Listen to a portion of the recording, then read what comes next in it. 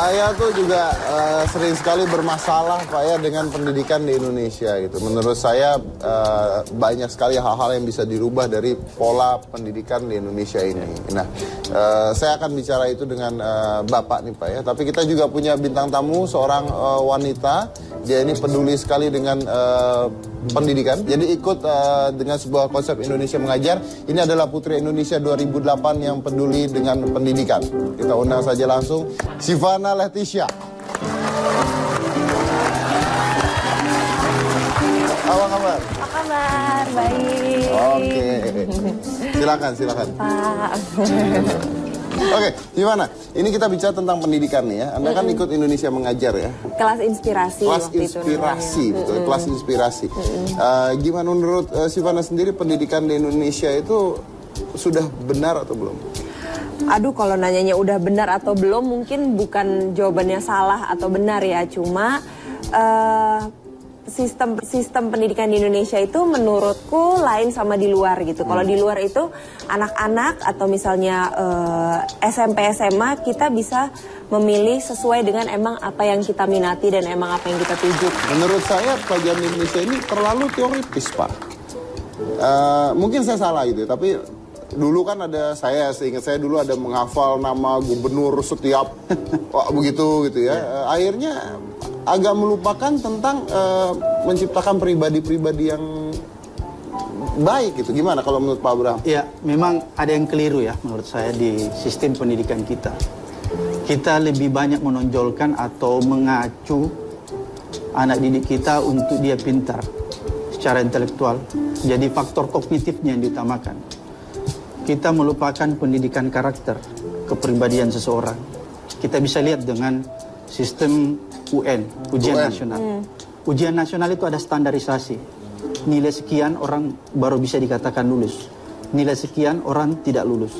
Itu berarti apa? Itu berarti bahwa pendidikan yang ada di Indonesia, pendidikan yang betul-betul hanya mengutamakan faktor kognitifnya. Nah, ini menarik sekali nih. Karena di dunia Indonesia itu adalah urutan kelima negara terkorup. Wow. Urutan kelima negara terkorup di dunia. Nah, kalau kita lihat di Asia Pasifik, Indonesia ini menang mendapatkan urutan pertama. Terkorup. Urutan pertama, Pak. Makanya ada orang yang saya nggak ngerti kerjanya apa, mobilnya banyak banget ya. Nah ini tugas Anda merubah ini kan nggak seperti membalikan telapak tangan nih Pak. Ya.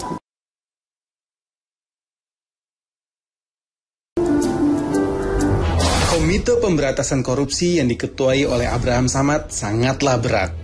Terdata sampai pertengahan tahun 2013 ini, tak kurang dari puluhan kasus korupsi yang tak kunjung selesai. Di antaranya, kasus Bank Senturi, kasus korupsi proyek Hambalang, kasus pajak Gayus Tambunan, kasus simulator SIM, dan yang terbaru adalah kasus suap daging sapi impor. Mampukah KPK menyelesaikan PR ini? Oke. Luar biasa ya, banyak sekali ya. Pak, saya mau tanya dulu sebenarnya, ada nggak sih lini di Indonesia yang tidak terkorup sekarang? Ya, itulah yang memprihatinkan ya, karena korupsi di Indonesia itu sudah masif. Hampir tidak ada lagi tempat yang tidak terjangkiti yang namanya virus korupsi. Oleh karena itu kita semua harus peduli.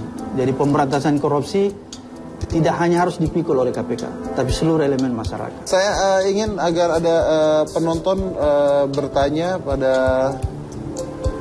Pak Abraham. Silakan, nama siapa Pak? Saya dan Bahtiar. Kebetulan saya adalah pengagum sejati Bapak Abraham Samad. Pengagum sejati ya Pak ya? Pengagum sejati. Wah. Anda sampai nyimpan-nyimpan foto di kamar gitu Pak? Di kamar sih enggak, tapi senyumnya ada di hati saya. Waduh. Pak, mungkin kalau Anda jalan berdua dengan dia nggak akan digosipin Pak. Digosipin yang lain. Silakan. Jadi begini Pak, ini sangat penting bagi kami kaula muda. Seiring dengan semangat bangkitan nasional di hari ini, saya ingin bertanya kepada Bapak, apa sih petuah yang bisa Bapak berikan kepada kami masyarakat Indonesia, khususnya kaula muda, agar kita bisa tetap optimis dan terus semangat mengenai pemberantasan korupsi ini, Pak. Bahwa seperti yang kita tahu, kita semua masyarakat Indonesia ini sekarang sedang terjangkit virus yang bernama pesimisme. Sekian saja Pak, seperti itu. Assalamualaikum warahmatullahi wabarakatuh. Ya, kalau kita memaknai hari kebangkitan itu harus kita bangkit dari berbagai macam keterpurukan, termasuk keterpurukan dalam penyakit korupsi yang kita alami di Indonesia. Kemudian yang kedua, kita harus mampu menciptakan generasi muda yang punya karakter tangguh. Ya. Generasi muda yang betul-betul hidup dalam integritas yang sebagaimana mestinya yang kita inginkan. Generasi muda yang tidak terjebak dalam kehidupan yang serba hedonis. Oleh karena itu, perilaku-perilaku yang bisa membawa kita ke arah penyimpangan itu harus bisa dijauhkan sejauh mungkin. Ya. Nah itu juga banyak, tadi ada katanya ini kaula muda nih sekarang lagi terjangkit virus pesimis.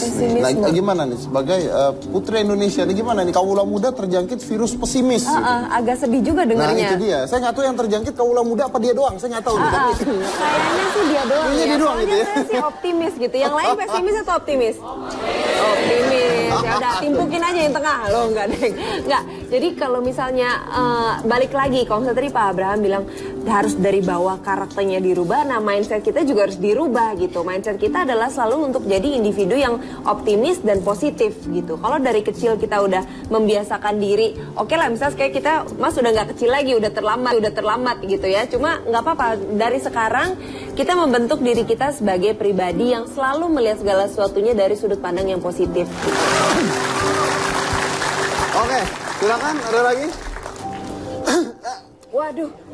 Nama saya Diki Cahya dari SMA 2 Pemalang. Maaf, ini kan kaula muda, anak-anak muda. Saya SMA Pak. Anak-anak muda. Anak-anak muda. Satu aja Pak. Kan anak-anak Anda muda nggak nih ceritanya? Muda Pak, muka kuda. Oke, silakan Bung, Ya. silakan. Pertanyaannya akan ditanyakan oleh Yoga, teman saya dari Medan.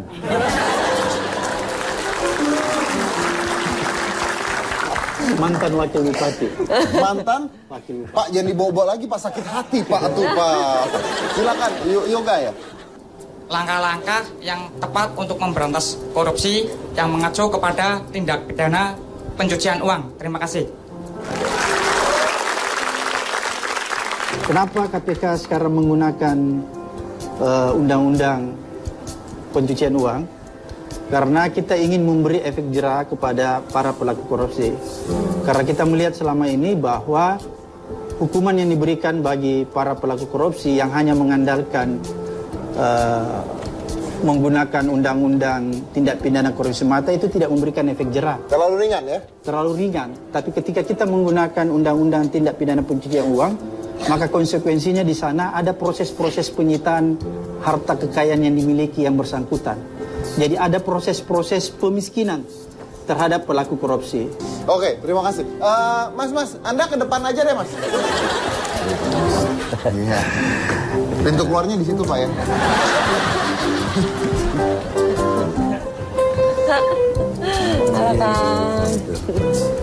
Sini Pak. Ya. Situ ya boleh, di mana aja boleh. Pak, ngasihnya. Silakan. Saya kan sama dulu sebelum Pak Abraham, saya dulu yang diminta untuk jadi ketua KPK. Komisi Triaknayu. Oke, katanya ada mau nanya. Ya. Pertanyaan saya sebetulnya sederhana aja. Apakah betul yang namanya korupsi itu sebetulnya muncul bukan hanya dari si pelaku saja, tapi dari masyarakat juga?